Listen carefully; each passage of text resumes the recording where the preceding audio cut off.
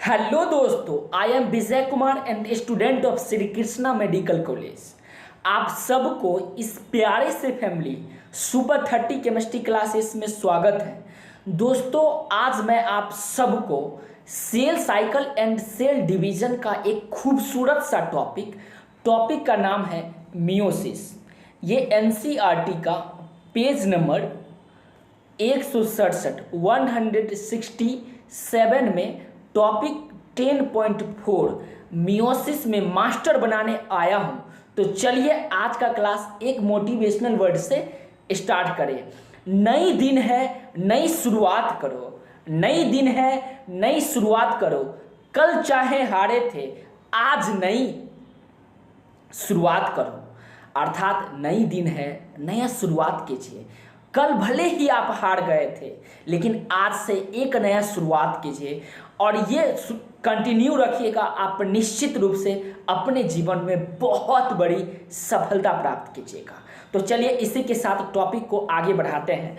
प्रिय मित्र, आज के क्लास में हम लोग पढ़ेंगे मियोसिस और ये जानेंगे कि अभी तक मियोसिस से कितना सवाल हमारे नीट जैसे बड़े कॉम्पिटिटिव एग्जाम में पूछा जा चुका है और एनसीईआरटी के किस लाइन से आगे पूछा जाएगा नीट में सवाल। ठीक है, तो पिछले क्लास में जो भी पढ़े थे उसका एक बार क्विक रिकैप ले लेते हैं। पिछले क्लास में मित्र हम लोग पढ़े थे और देखिए, क्लास में तभी आप 100% सीख पाओगे जब आपका माइंड कॉन्शस रहेगा और कंसंट्रेट कीजिए मेरे वर्ड पे।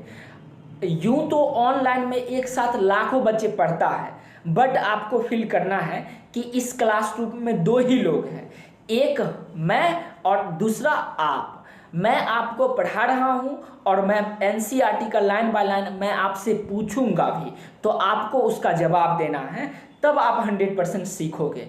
पिछले क्लास में हम लोग पढ़े थे दोस्त साइटोकाइनेसिस। चूंकि हम सभी जानते हैं सेल साइकिल को दो भाग में बांटा गया था, इंटरफेज और एम फेज। एम फेज को माइटोसिस भी बोले थे। इंटरफेज को फर्दर 3 भाग में बांटे थे, G1, S and G2 phase. उसके बाद एम फेज को कितने भाग में बांटे थे दोस्त? 2 भाग में बांटे थे, कैरियोकाइनेसिस एंड साइटोकाइनेसिस। कैरियोकाइनेसिस को भी फर्दर कितने भाग में बांटे थे मैं आपसे ही पूछ रहा हूँ, और ये बातें तभी आपको समझ में आएगा जब आप पिछला लेक्चर भी देखे होंगे। तो कैरियोकाइनेसिस को भी 4 भाग में, prophase, metaphase, anaphase and telophase. और साइटोकाइनेसिस हम लोग लास्ट में पढ़े थे। दोस्त, इस सब बात को एक कहानी के द्वारा हम आपको समझाते हैं। मान लीजिए आपका कोई फैमिली, आपके फैमिली के बारे में बता रहे हैं। आपका दादाजी है, ठीक है। आपके दादाजी का पापा होंगे। आपके दादाजी के पापा से स्टार्ट करते हैं। आपके दादाजी का पापा मतलब आपके परदादा, ठीक है। तो आपके परदादा को मान लीजिए सेल साइकिल नाम है। आपके परदादा का नाम क्या है दोस्त? Cell cycle. उसका 2 पार्ट मतलब उसका 2 पुत्र, एक आपके दादाजी और एक आपके दादाजी का भाई। मतलब एक होगा इंटरफेज और दूसरा होगा एम फेज।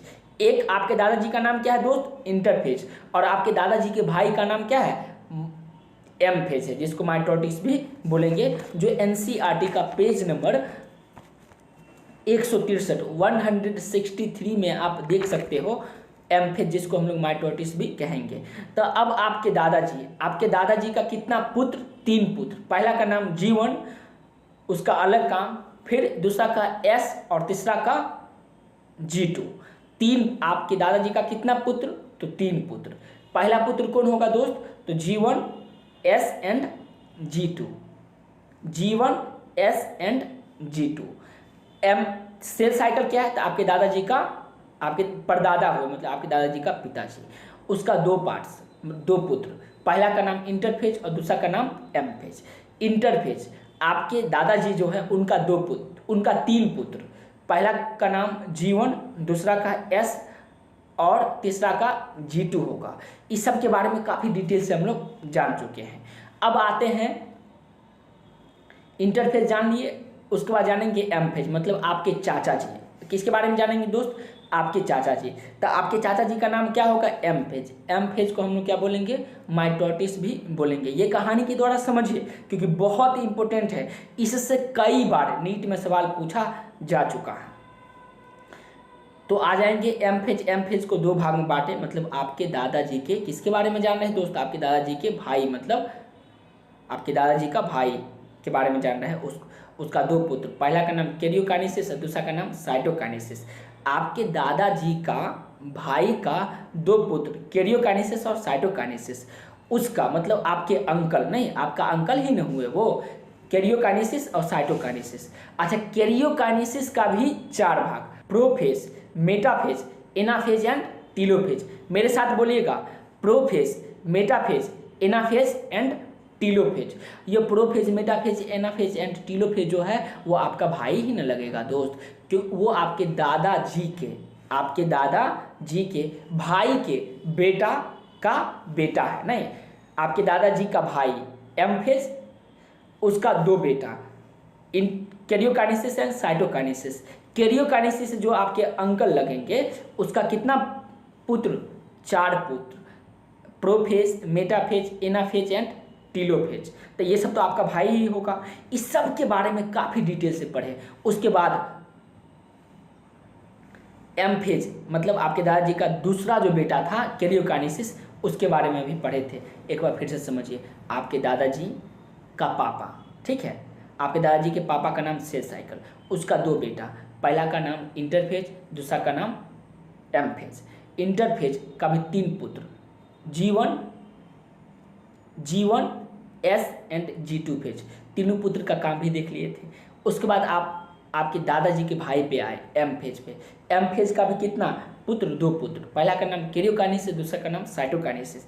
कैरियोकाइनेसिस का कितना पुत्र दोस्त, तो चार पुत्र, prophase, metaphase, anaphase and telophase. और दूसरा पुत्र का नाम क्या था, दूसरा पुत्र मतलब आपके दादाजी के बेटा का दूसरा पुत्र, पहला पुत्र कैरियोकाइनेसिस, दूसरा पुत्र साइटोकाइनेसिस। तो उम्मीद करते हैं आपको ये कहानी के द्वारा पूरा बातें याद हो गया होगा। और दोस्त, ये याद होना बहुत ज़्यादा ज़रूरी है। 100% फिक्स है कि सेल साइकिल से सवाल पूछा ही जाएगा नीट में। तो चलिए, आज के क्लास में हम लोग काफ़ी डिटेल से पढ़ने वाले हैं। सिग्निफिकेंट ऑफ माइटोसिस भी हम लोग देख लिए थे। क्या देख लिए थे दोस्त, सिग्निफिकेंट ऑफ माइटोसिस। आज की क्लास में पढ़ेंगे मियोसिस। क्या पढ़ेंगे दोस्त, मियोसिस। तो मियोसिस का हर एक लाइन मैं आपको समझाऊंगा और आपसे सवाल भी पूछूंगा। कोशिश कीजिएगा आप उसका जवाब देने का, कोशिश करना है आपको उसका जवाब देने का, ठीक है। मियोसिस, नाम बोलिए, टॉपिक का नाम है मियोसिस। ये एनसीईआरटी का पेज नंबर 167 में मिल जाएगा। चलिए पहला लाइन पढ़ते हैं। The production of offspring by sexual reproduction. Offspring का प्रोडक्शन किसे, sexual reproduction including the fusion of two gamete. किसका प्रोडक्शन, तो ऑस्प्रिंग का प्रोडक्शन, किसके द्वारा, तो सेक्सुअल रिप्रोडक्शन। देखिए, सेक्सुअल रिप्रोडक्शन के बारे में क्लास 12th में आप काफ़ी डिटेल से पढ़ोगे। यदि आप पढ़े हैं तो बढ़िया है, और नहीं पढ़े हैं तो मैं खुद ही आपको काफ़ी डिटेल से बताऊंगा। अलग अलग कहानी से हम लोग बायोलॉजी की हर एक लाइन को सीखेंगे। सेक्सुअल रिप्रोडक्शन में क्या होता है, मेल गेमीट और फीमेल गेमीट आपस में फ्यूजन करती है। क्या करती है, आपस में मिलती है, और इस प्रोसेस को हम लोग फर्टिलाइजेशन बोलेंगे। और इसके फलस्वरूप जायगोट का निर्माण होता है। टू गेमिट इसमें भाग लेती है, पहला मेल गेमिट और दूसरा क्या होगा दोस्त, मैं आपसे पूछ रहा हूँ, बिल्कुल सही, पहला मेल तो दूसरा फीमेल, पहला फीमेल तो दूसरा बिल्कुल सही मेल गेमिट होगा। तो देखिए, ऑस्प्रिंग का निर्माण होता है किसके फीजन से, दो गेमिट के फीजन से। Etch with the complete haploid set of chromosome. प्रत्येक गेमिट के पास हैप्लॉइड सेट ऑफ क्रोमोसोम होता है। मतलब मेल गेमिट टेस्टोस्टेरोन और फीमेल गेमिट ओवम, दोनों के पास अलग अलग हैप्लॉइड क्रोमोसोम होता है, जो यहाँ पे दिया गया है, हैप्लॉइड क्रोमोसोम होगा। ओके, उम्मीद करते हैं ये भी बात आपको समझ में आ गया होगा। अगला लाइन देखते हैं। Gametes are formed from specialised diploid cell.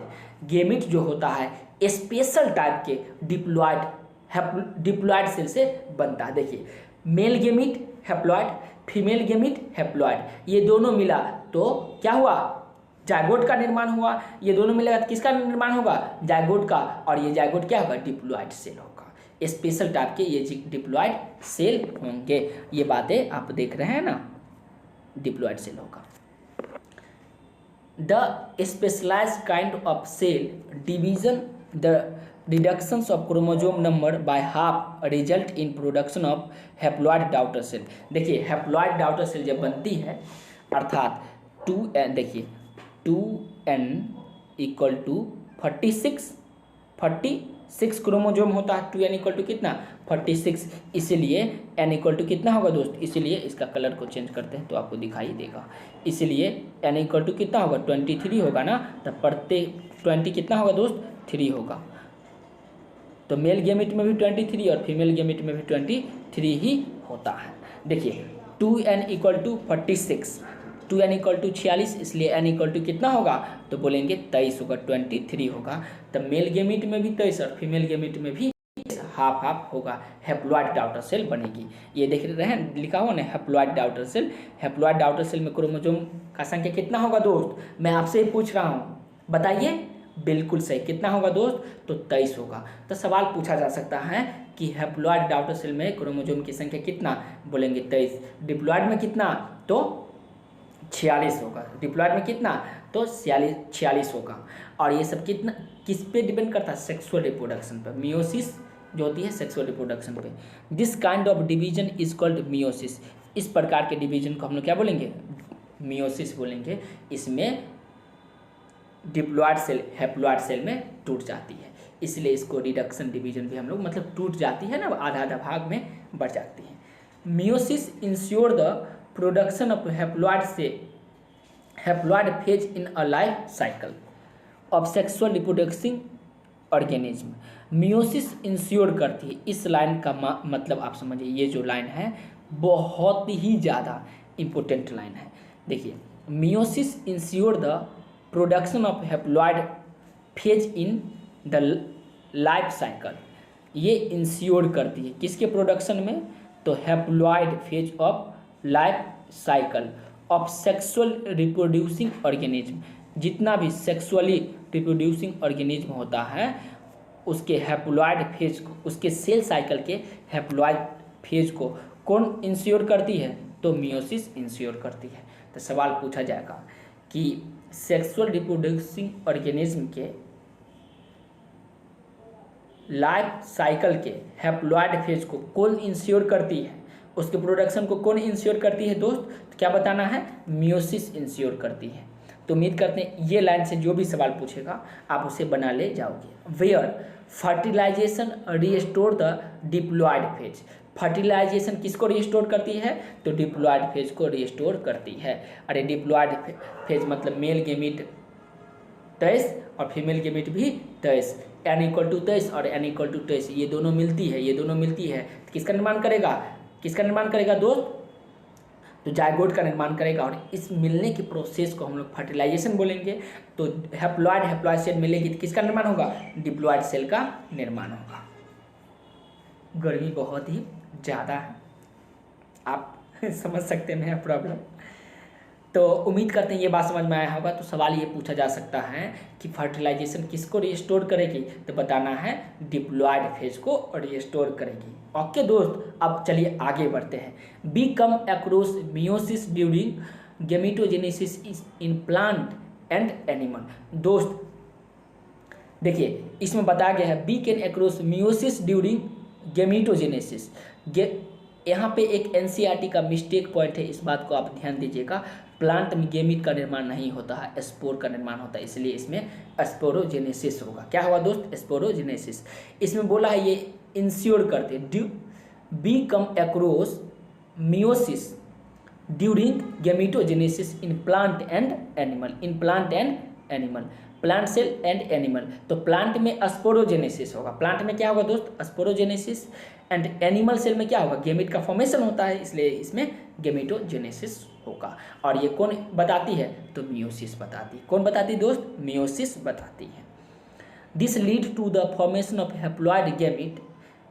The key feature of meiosis are as follow. Key feature, यहाँ पर मियोसिस का कुछ की फीचर दिया गया है। ये क्या करती है, ये लीड करती है फॉर्मेशन ऑफ हैप्लॉइड गेमिट। कौन, तो मियोसिस। तो अभी तक जो बातें समझ पढ़ाए इसका एक बार निचोड़ बताते हैं कि सेक्सुअल रिप्रोड्यूसिंग ऑर्गेनिज्म में मियोसिस होता है। ये क्या करती है, हैप्लॉइड सेल को रिस्टोर करती है। हैप्लॉइड गेमिट, देखिए male gamete haploid, female gamete haploid, ये दोनों मिलती है, ये दोनों मिलती है तो जायगोट का निर्माण करेगी। जायगोट डिप्लॉइड सेल होगा। मेल गेमिट फीमेल गेमिट को आपस में मिलने की प्रक्रिया क्या बोलेंगे दोस्त, फर्टिलाइजेशन बोलेंगे। यही सब बातें इसमें बताया गया था। अब इसका कुछ फीचर पढ़ेंगे जहाँ से नीट में डायरेक्ट एनसीईआरटी की उस लाइन से डायरेक्ट सवाल बनेगी। की फीचर ऑफ मियोसिस, तो पहला इंपॉर्टेंट फीचर देखिए मियोसिस का। Meiosis involve two sequential cycle of cell nucleus and cell divisions called meiosis first and meiosis second. Meiosis में क्या क्या होता है, मियोसिस इन्वॉल्व करती है two sequential cycle of nuclear and cell division. Nucleus और सेल डिवीजन के sequential मतलब एक के बाद एक सीक्वेंस में। अरे सीक्वेंस में जैसे आप क्लासरूम में, ऑफलाइन क्लासरूम में जब भी क्लास करने के लिए आप जाते हैं तो देखिएगा एक बेंच में 5 बच्चा बैठा रहता है, तो 1 फिर 2 फिर 3 फिर 4 फिर 5 फिर इस तरह से सभी बच्चा अरेंज रहता है अलग अलग क्रम में, तो उसको बोलेंगे बच्चों का सीक्वेंस। जैसे अब मेरा हैंड देखिए, मेरा हाथ में कितना उंगली है दोस्त, 5 उंगली है। कितना उंगली है दोस्त, 5 उंगली। तो प्रत्येक उंगली सीक्वेंस में अरेंज है ना, प्रत्येक उंगली किस में अरेंज है, सीक्वेंस में अरेंज है। इधर से ये फर्स्ट, ये सेकेंड, ये थर्ड, ये फोर्थ, ये फिफ्थ। तो उम्मीद करते समझ में आया होगा। ये दूसरा एग्जाम्पल, सिक्वेंशियल का तीसरा एग्जाम्पल समझिए। आपके पास जो एनसीईआरटी का बुक है, अभी मैं आपको पढ़ा रहा हूँ cell cycle and cell division, उस बुक का पेज देखिए, उस बुक का पेज, तो प्रत्येक पेज एक सीक्वेंस में है ना। ठीक वैसे मियोसिस में भी cell nucleus and cell division एक सीक्वेंशियल साइकिल में होगा, जिसको पढ़ेंगे हम लोग meiosis first and meiosis second में। किस में पढ़ेंगे दोस्त, meiosis first and meiosis second में पढ़ेंगे। But only a single cycle of DNA replication, और डीएनए का रेप्लिकेशन सिंगल साइकिल मतलब सिर्फ और सिर्फ एस फेज में होगा। दोस्त मैं आपको पढ़ाया हूँ, कहानी के द्वारा सिखाया हूँ, बहुत मज़ा आएगा। अगर आप वो क्लास नहीं किए हैं तो पहले जा कर के वो क्लास करके आइए, तो इसके बाद का टॉपिक आपको बहुत ही बढ़िया से समझ में आएगा। तो सेल साइकिल, सेल का जो रेप्लिकेशन होता है इंटरफेज के एस फेज में होता है। किस फेज में दोस्त, एस फेज में। और नीट में इस लाइन से सवाल पूछा जा चुका है मित्र। आगे बढ़ते हैं, दूसरा पॉइंट पढ़िए, दूसरा पॉइंट इसका दूसरा पॉइंट पढ़ेंगे। देखिए दूसरा पॉइंट,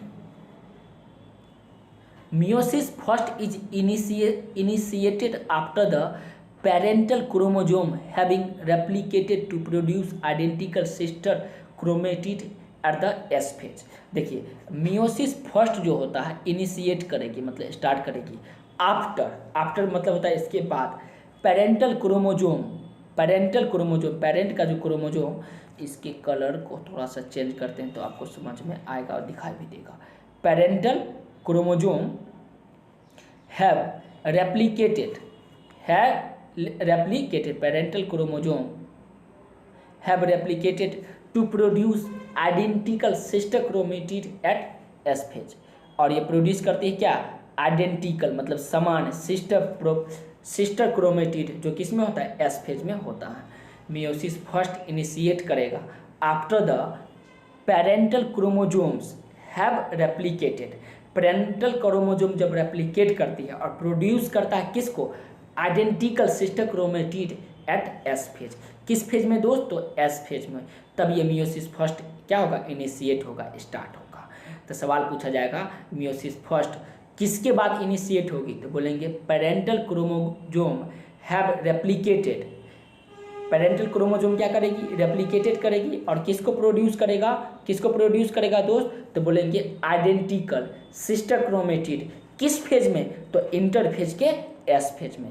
किस फेज में दोस्त, तो इंटरफेज के एस फेज में। उम्मीद करते हैं इस लाइन से भी जो सवाल पूछा जाएगा आप उसे यूं ही सॉल्व कर दोगे। अब हम लोग तीसरा लाइन पढ़ते हैं। मियोसिस का की फीचर है, meiosis involve pairing of homologous chromosome.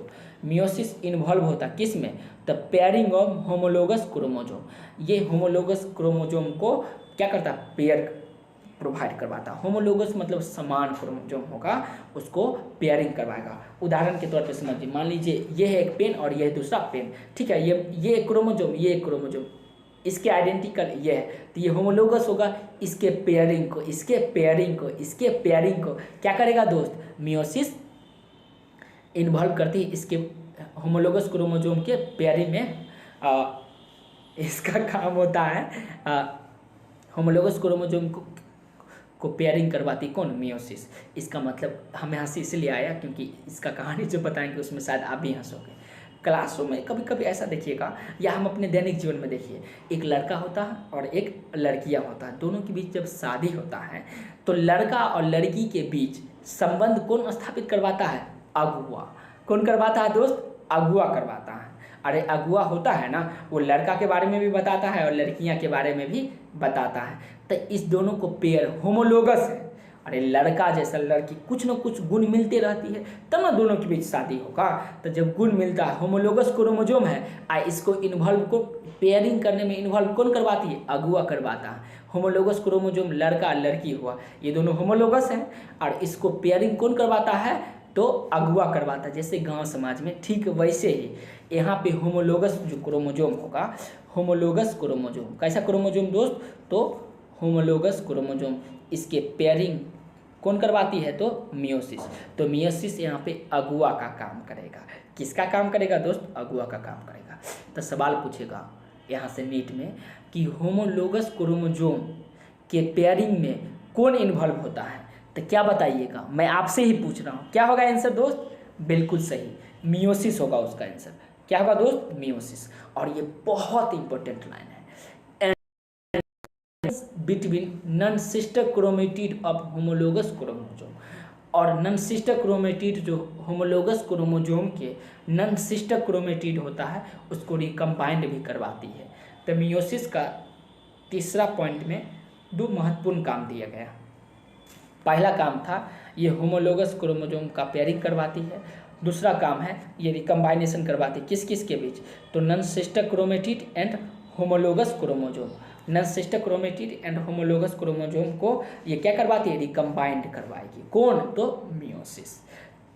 चौथा लाइन पढ़िए, 4 haploid cell are formed at the end of meiosis 2। Meiosis 2 के बाद, मियोसिस 2 के एंड होते होते 4 हैप्लॉइड सेल का निर्माण होता है। 4 haploid cell are formed at the end of meiosis 2। Meiosis 2 के एंडिंग तक कितना हैप्लॉइड सेल बनेगी, बोले ऑप्शन देगा 2, 3, 4, 6 एक्सेट्रा एक्सेट्रा। किस में माना है दोस्त, मारो मोहर टान के और 4 वाला ऑप्शन जान के। मारो मोहर टान के 4 वाला ऑप्शन जान के, क्योंकि 4 ही इसका करेक्ट आंसर होगा। My meiotics event can be grouped under following phase. Meiotic event जो होता है फ्लोबिंग फेज में बांटा गया है, meiosis first and meiosis second, meiosis first and meiosis second. और इसके लिए मैं एक ट्रिक भी बताऊंगा। इसके लिए क्या बताऊंगा दोस्त, मैं आपको ट्रिक भी बताऊंगा, meiosis first and meiosis second. देखिए ये है prophase, metaphase, anaphase and telophase. इसके लिए ट्रिक बताता हूँ। देखो लता नाम की लड़की है मेरे क्लासरूम में, लता को बोले लता जरा पानी दे दो, बहुत प्यास लगा है। देख रहे हैं ना, पंखा बंद करके, फैन बंद करके मैं आपके लिए वीडियो बनाता हूँ ताकि आवाज़ स्पष्ट रूप से जाए, आवाज़ खराब ना हो। तो लता जरा पानी दे दो, लता जरा पानी दे दो। तो लता लाई है पानी और मैं इसे पीता हूँ। और तब तक देखिए उस पर आप सेट कीजिए। तो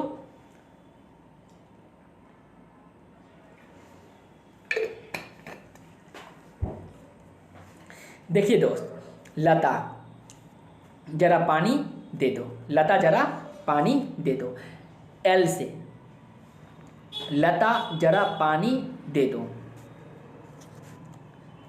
तो लता नाम की लड़की है, जरा पानी दे दो। देखिए, या लता जरा पानी दे दो, leptotene, zygotene, pachytene, diplotene and diakinesis इस फेज में होता है, ठीक है।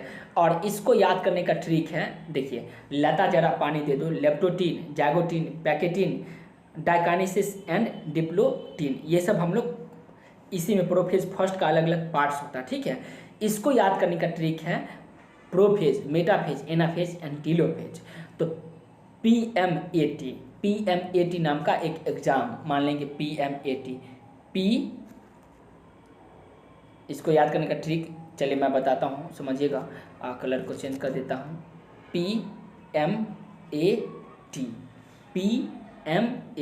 प्रोफेज फर्स्ट, मियोसिस में फर्स्ट होगा और मियोसिस 2 में क्या होगा, मियोसिस 2 में सेकेंड होगा। Prophase 1, prophase metaphase 1, anaphase 1, telophase 1। इसमें prophase 2, metaphase 2, anaphase 2 and telophase 2 होगा। तो उम्मीद करते हैं ये सब बातें आपको समझ में आ गया होगा। चलिए मित्र, तो हम लोग अगला टॉपिक पे बढ़ते हैं। मियोसिस 2, मियोसिस फर्स्ट देखेंगे। ये एनसीईआरटी का पेज नंबर, मियोसिस फर्स्ट आपको पेज नंबर 168 में मिल जाएगा, वो उल्टाइए। और यहाँ से भी ये जो पेज है, ये पेज नीट वालों के लिए बहुत ही ज़्यादा हॉटेड टॉपिक है। जैसे क्लासरूम में बहुत ही सुंदर लड़कियां जो होती है, उसके इर्द गिर्द देखते होंगे लड़का घूमते रहता है, ठीक वैसे ही cell cycle and cell division का ये टॉपिक पेज नंबर 168 बहुत ही ज़्यादा खूबसूरत सा, क्यूट सा, सुंदर सा, बहुत ही अच्छा पेज माना जाता है। और लगभग प्रत्येक साल इस पेज से सवाल पूछी ही जाती है दोस्तों, तो इसे बहुत ही ज़्यादा कंसस होकर आप देखिएगा। चलिए तो हम लोग स्टार्ट करते हैं मियोसिस। टॉपिक का नाम क्या है, मियोसिस फर्स्ट। मियोसिस फर्स्ट ये टॉपिक 10.41 मियोसिस फर्स्ट। इसको हम लोग अलग अलग फेज, प्रोफेज, मेटाफेज, एनाफेज, ये सब तो देखे ही थे नहीं। पीएमएटी नामक ट्रिक से हम लोग याद किए थे। PMAT prophase, metaphase, anaphase and telophase. अब इसके बाद देखिए प्रोफेज फर्स्ट क्या होता है। Prophase is the first meiotic division of typical longer and more complex when compared to prophase of mitosis। देखिए प्रोफेज फर्स्ट जो होता है, प्रोफेज फर्स्ट, ये फर्स्ट मियोटिक डिवीजन है। प्रोफेज फर्स्ट को फर्स्ट मियोटिक डिवीजन बोलेंगे, जो टिपिकली क्या होता है, लॉन्गर होता है। क्या होता है दोस्त, लॉन्गर एंड मोर कम्प्लेक्स होता है। कैसा होता है दोस्त, बोलेंगे मोर कम्प्लेक्स। इस कब, जब इसका कंपेयर करेंगे, कंपेयर टू प्रोफेज ऑफ माइटोटिक्स। माइटोटिक्स के प्रोफेज से ये बहुत ही ज़्यादा क्या होता है, टिपिकली होगा, लॉन्गर होगा एंड मोर कम्प्लेक्स होगा। फिर से समझो दोस्त, प्रोफेज फर्स्ट जो होगा माइटोटिक्स के प्रोफेज से टिपिकली क्या होगा दोस्त, तो बोलेंगे typically longer and more complex होगा। Typically longer and more complex होगा। It has been further subdivided into the following 5 phase based on chromosome behaviour. Chromosomal behaviour के आधार पे इसको 5 फेज में बांटा गया है। Leptotene, change the colour. Leptotene क्या होगा दोस्त, पहला है leptotene, zygotene, pachytene, diplotene and diakinesis. इसको याद करने का ट्रिक है, लता जरा पानी दे दो। इससे पहले जो बताए थे वो ट्रिक यहाँ पे लागू होता है और उसके लिए पीएमएटी था नहीं, prophase, metaphase, anaphase and telophase. और इसको याद करने का ट्रिक है, लता जरा पानी दे दो। ए लता, मैं तुमको ही कह रहा हूँ, इसमें कोई ना कोई लता जरूर पड़ रही होगी, जरा पानी लेके आओ तो, क्योंकि बहुत ही ज़्यादा गर्मी बढ़ रही है, गर्मी लग रहा है, ठीक है। तो प्रोफेज, लता जरा पानी दे दो। प्रोफेज को 5 भाग में, प्रोफेज 1 को 5 भाग में बांटा गया। मेरे साथ बोलिएगा, leptotene, zygotene, pachytene, diplotene and diakinesis. तो दोस्त इस वीडियो को यहीं पे ख़त्म करते हैं, फिर नेक्स्ट वीडियो के माध्यम से काफ़ी डिटेल से मैं आपको आगे का टॉपिक बताऊंगा। और ये वीडियो अगर अच्छा लगे तो वीडियो को लाइक कीजिए, अच्छा ना लगे तो डिसलाइक कीजिए, और जो कमी है उस कमी को कमेंट बॉक्स में बताइए, ताकि मैं नेक्स्ट वीडियो के माध्यम से उसमें सुधार लाऊंगा। और साथ ही साथ चैनल को सब्सक्राइब कर लीजिए ताकि इस टाइप का वीडियो आपको मिलते रहे, और उन सभी बच्चों के पास ये वीडियो का लिंक भेज दीजिए जिसके लिए ये वीडियो बहुत ज़्यादा ज़रूरी है। क्योंकि दोस्त आप सभी जानते हैं न्यूटन के थर्ड नियम भी ये बताती हैं कि आप यदि खुशी को बांटोगे तो खुशी आपकी ओर आएगा, दुख को बांटोगे तो दुख क्या होगा, समझ रहे हैं ना। दुख अगर किसी को दोगे तो आपको भी दुख मिलेगा।